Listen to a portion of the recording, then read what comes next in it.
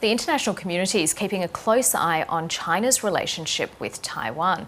China's President Xi Jinping is on record saying he wants to unify the nation with the mainland during his lifetime.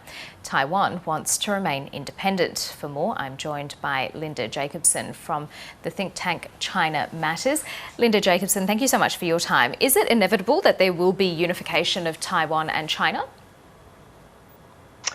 If you ask Beijing and the Communist Party of China, there will definitely at some point be unification. That has been clear really since the Chinese Civil War ended by the losing party going off to Taiwan. Now, as you mentioned, Xi Jinping has put a timetable on this, saying that we cannot leave this unresolved issue to future generations. Always before, both sides were relatively happy to kick the can down the road. Taiwan has become much more separate in its identity. It's an independent society, though not an independent sovereign nation. So at some point, according to Beijing, unification is inevitable. Will it be done using force? Well, of course, that's the huge question. And in a China Matters policy brief that was published today, I argue that the chances of outright military conflict is really quite unlikely. I think it's much more likely that Beijing at some point, I myself think it's going to be somewhere 3 to 8 years down the road, will use all means short of war. And that means Beijing will ramp up the pressure economically, militarily. It'll be intimidation. There are lots of measures that Beijing could use to force the Taiwanese leadership to agree to unification talks. Now, the talks can then take years and years and years, but Xi Jinping will have achieved that goal of being the man who started the unification process. You write in that China Matters policy paper that Beijing would employ utter chaos in order to make unification possible. So utter chaos in terms of Taiwan. So what would that mean? What would that look like for Taiwan? They already today, Beijing that is, applies military intimidation using both airplanes and ships. This could be ramped up considerably. All of a sudden, we could have cyber attacks which take out all of the electricity, all of the communication channels of Taiwan.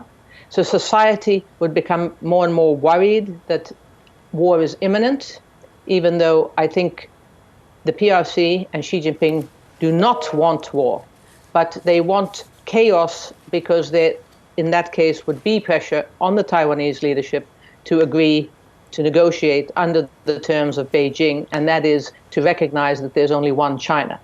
That means that these negotiations couldn't possibly end in a result of one Taiwan, one China. The PRC takes us for granted that there will only be one China, and that is something that Taiwan has not agreed to negotiate about. They say we will talk, we're happy to talk, but there can be no preconditions. This situation is obviously being watched very closely by other countries, in particular the new administration in the United States. What are the chances of there being a military conflict between China and the United States over Taiwan?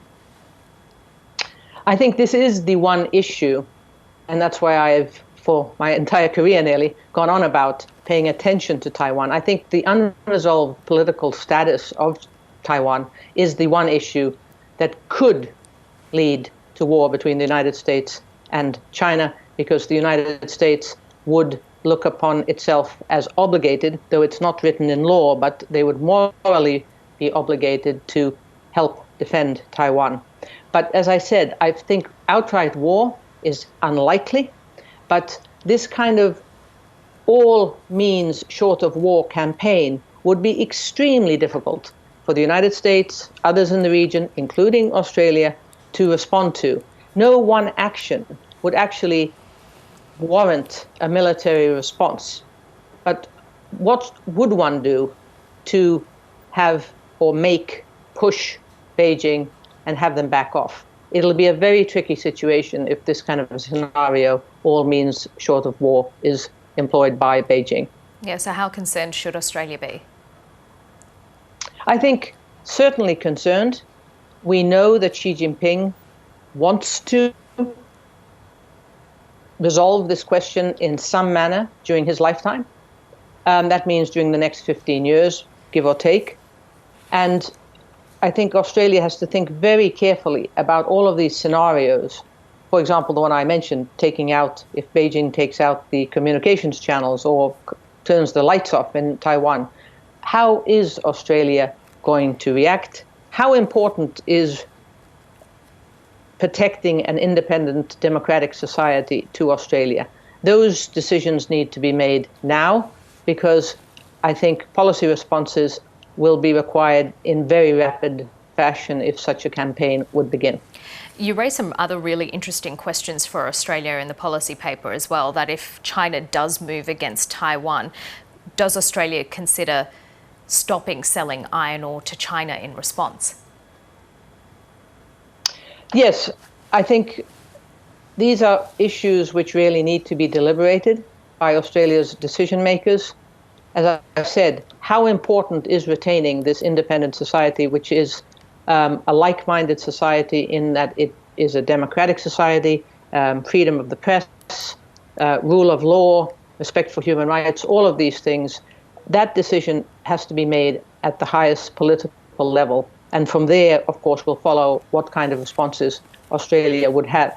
I do want to point out, though, that I think it's important that the whole world continues to employ backdoor diplomacy, trying to persuade Beijing to accept Taiwan's offer of negotiating without preconditions, something that Beijing has not been willing to do. I don't think we should turn our backs on the possibility that some kind of a resolution, some kind of a compromise can be reached by the two sides. It's such a live issue. Linda Jakobson, thank you for talking us through it. Thank you.